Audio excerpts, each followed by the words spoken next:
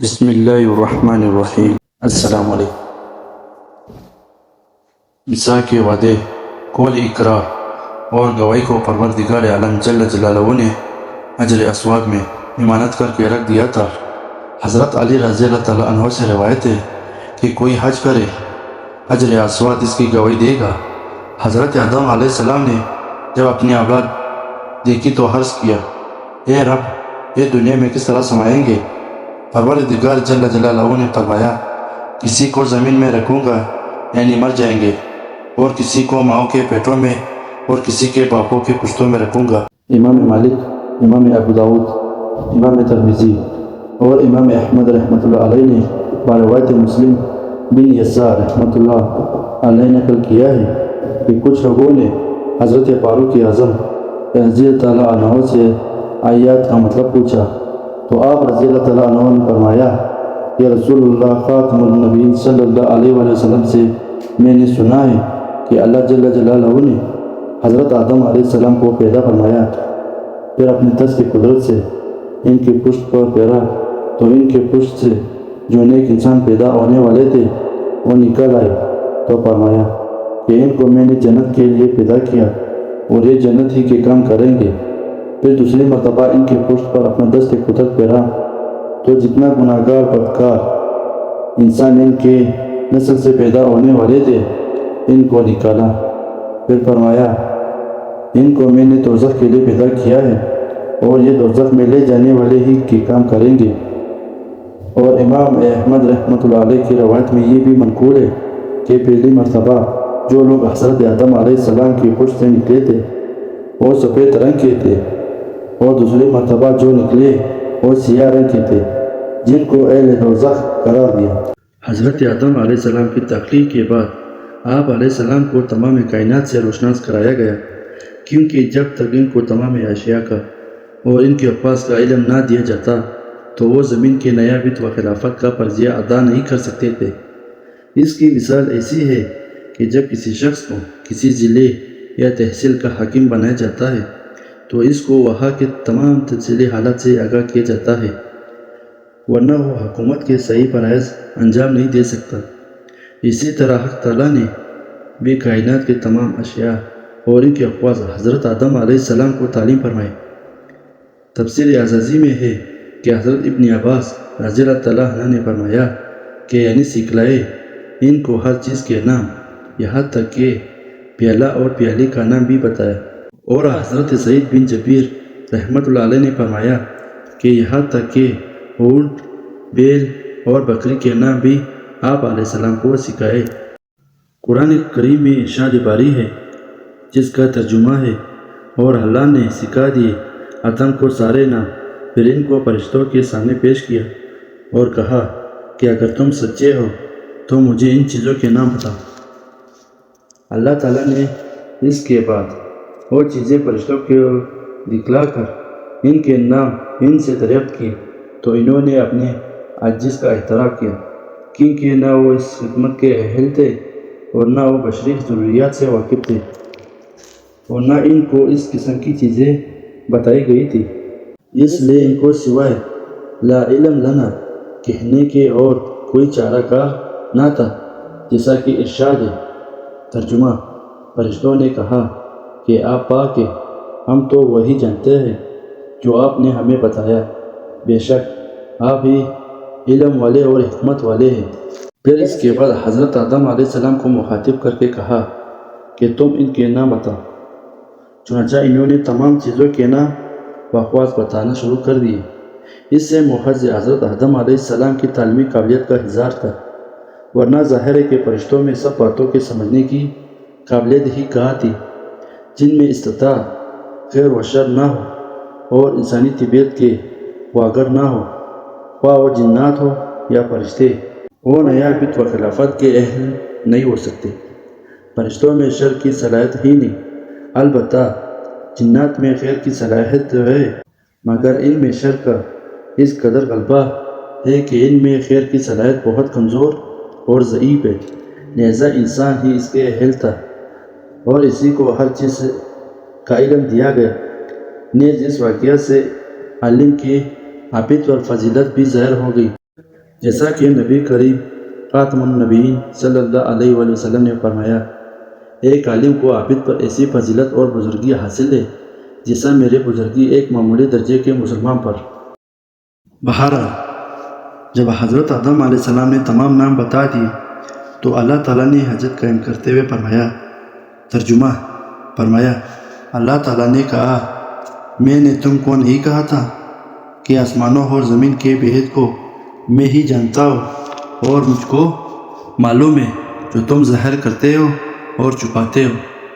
جب حضرت آدم علیہ السلام کی فوقیت اور برتری سامنے آ گئی تو اس کے بعد فرشتوں کو حکم دیا کہ وہ حضرت آدم علیہ السلام کو سجدہ کرے جیسا کہ ارشاد ہے۔ ترجمہ، اور جب ہم نے فرشتوں سے کہا کہ آدم کو سجدہ کرو تو انہوں نے سجدہ کیا مگر ابلیس نے نہ کیا اور اس نے انکار کیا اور گھمنڈ کیا اور کافروں میں سے ہو گیا۔ سب سے پہلے حضرت اسرافیل علیہ السلام نے سجدہ کیا۔ اب ابلیس کا تکبر اور غرور ظاہر ہو گیا۔ پروردگار عالم جل جلالہ نے کہا، اے ابلیس، تو نے سجدہ کیوں نہ کیا جبکہ میں نے حکم دیا تھا جیسا کہ فرمان ہے۔ ترجمہ، تجھے کس چیز نے سجدہ کرنے سے روکا جبکہ میں نے تجھ کو حکم دیا تھا؟ ترجمہ، ابلیس نے کہا کہ میں اس سے بہتر ہوں، تو نے مجھ کو خاک سے بنایا ہے اور آدم کو مٹی سے، اس سے میں بڑا بھی ہوں اور بڑی عمر والا بھی ہوں اور قوی بھی ہوں اور مضبوط ہوں۔ آگ مٹی سے قوی ہوتی ہے۔ دوسرے مقام پر ہے کہ ترجمہ، وہ جنات میں سے تھا بس اس نے اپنے رب کے حکم کی نافرمانی کی۔ اور تیسرے مقام پر ہے ترجمہ، اور ہم نے تم کو پیدا کیا، پھر ہم نے تمہاری صورتیں بنائی، پھر فرشتوں سے کہا کہ آدم کو سجدہ کرو، بس انہوں نے سجدہ کیا مگر ابلیس سجدہ کرنے والوں میں شامل نہ ہوا۔ اس کے انکار پر پروردگار عالم جل جلالہ نے فرمایا۔ ترجمہ، اللہ نے کہا، اے ابلیس، تجھ کو کیا ہوا کہ تو سجدہ کرنے والوں میں شامل نہ ہوا؟ ترجمہ، شیطان نے جواب دیا کہ مجھے لائق ہی نہیں کہ میں بشر کو سجدہ کروں جو پیدا کیا ہے تو نے بجنے والے مٹی سے جو بنی ہوئی تھی کیچڑ سڑی ہوئی سے۔ اور ایک مقام پر شیطان نے کہا، ترجمہ، اس نے کہا کہ میں آدم سے بہتر ہوں، تو نے مجھ کو خاک سے پیدا کیا اور اس کو مٹی سے۔ فرمایا کہ تو یہاں سے نکل جا کیونکہ تو مردود ہے اور تجھ پر میری لعنت ہے بدلے کے دن تک۔ شیطان نے کہا، ترجمہ، اے میرے رب، مجھے ڈھیل دے اس دن تک کہ اٹھائے جائے مردے، یعنی موت کی سختی مجھے نہ ہو۔ یہ سیاست تھی کہ موت کی تکلیف سے بچا رہے، لیکن پروردگار عالم نے فرمایا، بے شک تو ان میں سے ہے جن کو ڈھیل دی گئی ہے۔ ترجمہ، ایک وقت معلوم تک، یعنی جہاں کے فنا ہونے تک۔ جب اللہ تعالیٰ جل جلالہ نے فرمایا تو شیطان نے اپنے دل کا حسد ظاہر کر دیا۔ ترجمہ، اس نے کہا کہ تیری عزت کی قسم، میں ان سب کو گمراہ کر کے رہوں گا سوائے تیرے ان بندوں کے جنہیں تو نے خالص کر لیا ہے۔ ترجمہ، اس نے کہا کہ تیری عزت کی قسم، میں ان سب کو گمراہ کر کے رہوں گا سوائے تیرے ان بندوں کے جنہیں تو نے خالص کر لیا ہے۔ پروردگار عالم جل جلالہ نے فرمایا، میرے بھی بات سچی ہے۔ ترجمہ، فرمایا، تو حق یہ ہے کہ میں حق ہی کہتا ہوں کہ میں جہنم کو تجھ سے اور ان تمام لوگوں سے بھر دوں گا جو ان میں سے تیری پیروی کریں گے۔ جب سب فرشتوں نے حکم کی تعمیل کی تو شیطان نے انکار کر دیا کیونکہ وہ فرشتوں کی جن سے نہ تھا، جنات میں سے تھا۔ اپنی طبعی خباثت اور جبلی سرکشی سے ظاہر ہو گیا۔ پھر خدا تعالیٰ جل جلالہ نے فرمایا کہ میرے حکم کی تو نے مخالفت کی ہے، اب تو ہمیشہ کے لیے لعنتی ہے۔ حضرت ابن عباس رضی اللہ تعالیٰ عنہ سے روایت ہے کہ شیطان کی رسوائی اور ذلت کے بعد حضرت آدم علیہ السلام کا علم ظاہر کر کے پھر ان پر اونگ ڈال دی گئی، پھر ان کی بائیں پسلی سے حضرت حوا علیہ السلام کو پیدا فرمایا۔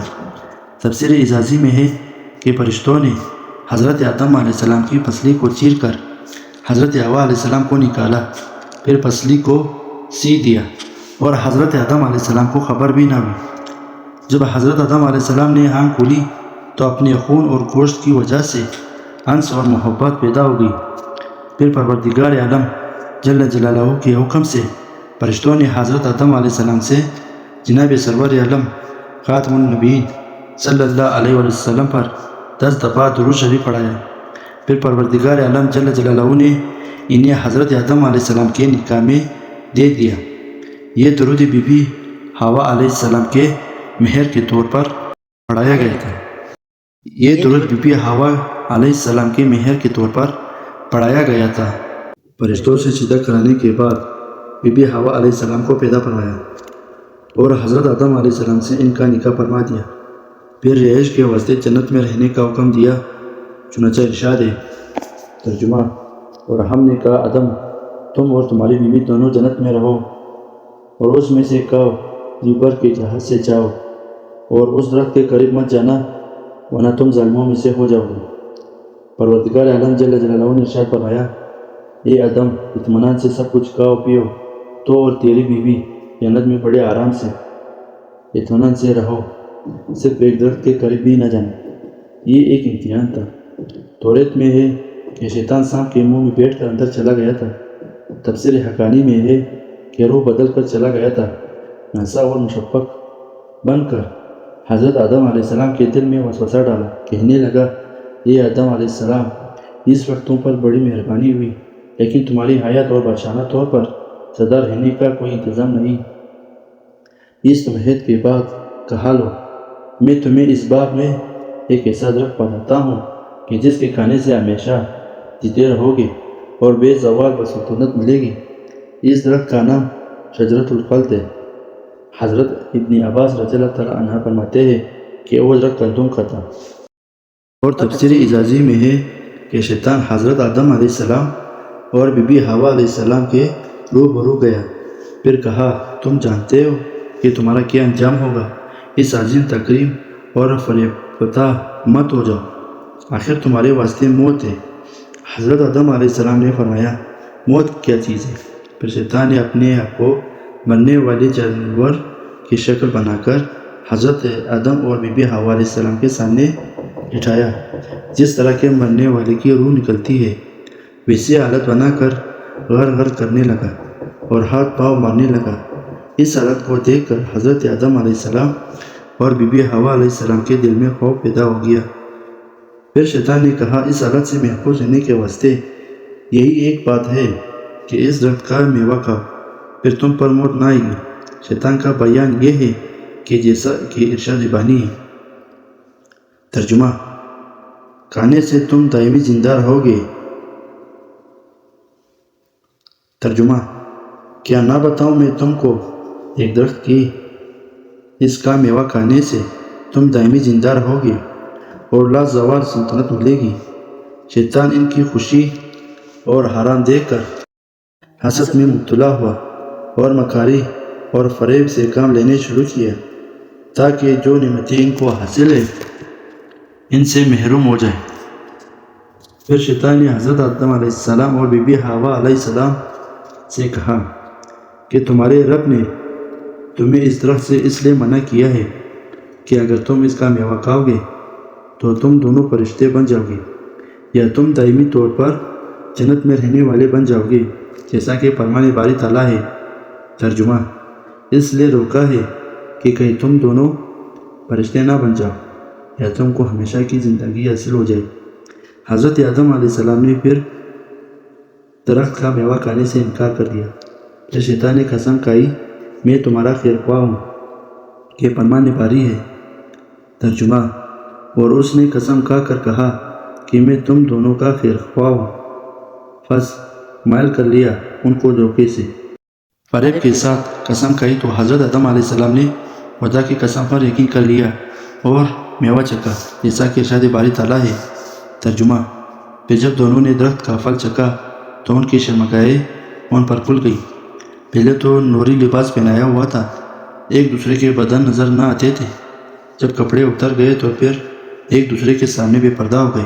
ابن اسحاق رحمۃ اللہ علیہ، مجاہد رحمۃ اللہ علیہ سے روایت کرتے ہیں کہ جب حضرت آدم علیہ السلام کو نکلنے کا حکم ہوا تو خدا کی حکم سے حضرت جبرائیل علیہ السلام اور حضرت میکائیل علیہ السلام آئے اور حضرت آدم علیہ السلام کے سر مبارک سے تاج کو اتارا، کمر بند کمر سے کھولا اور برہنہ کر دیا اور عربی زبان موقف کر کے سریانی زبان جاری کر دی۔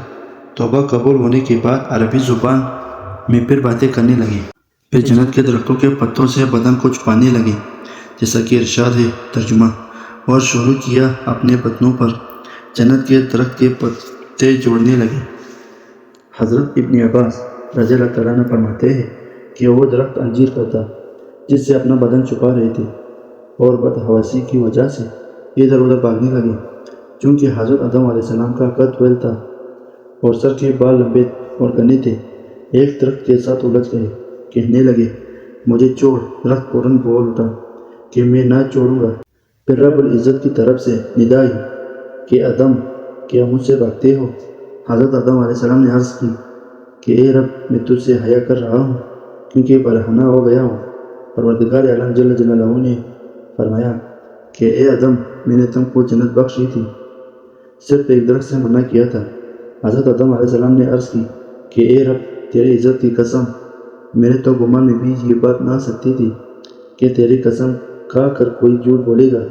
خداوند کریم نے فرمایا اب تم کو زمین پہ اتاروں گا جیسا کہ فرمان۔ ترجمہ: کہہ دیا ہم نے تم سب یہاں سے اترو۔ ترجمہ: اور تمہارے لیے زمین میں ٹہرنا اور کام چلانا ہے ایک مدت تک۔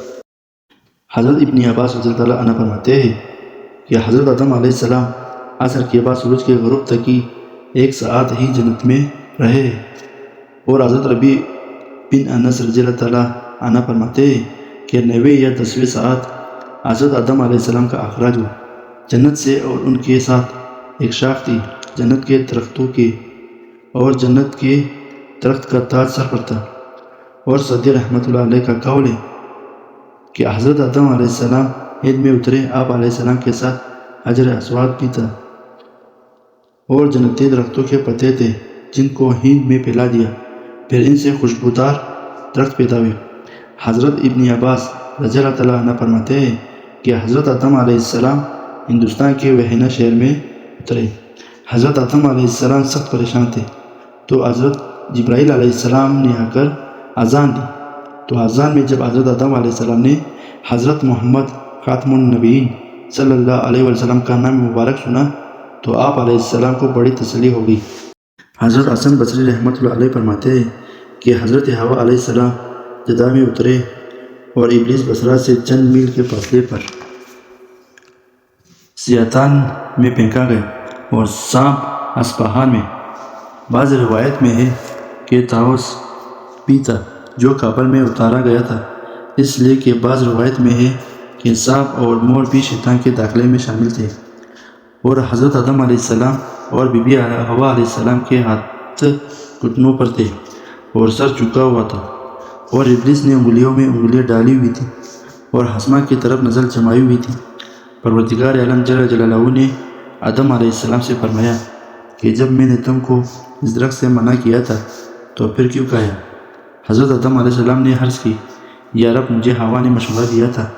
پروردگار عالم جل جلالہ نے فرمایا کہ میں ہوا کو حمل کے زمانے کی سختی، درد و تکلیف اور وضع حمل کے وقت کا درد و کرب اور ولادت کے وقت کی تکلیف، یہ سب مصیبتیں دوں گا، اور حیض کی آلودگی اور خاوند کے حکم میں رہنا اور اس کی تابعداری کرنا، پھر بی بی حوا علیہ السلام کا آدم علیہ السلام سے جدا ہونا اور اس گناہ کو دنیا میں مشہور کرنا، رنج و غم، محنت و مشقت سے گزاران کرنا، یہ سب ایک بھول کی شامت سے ہے۔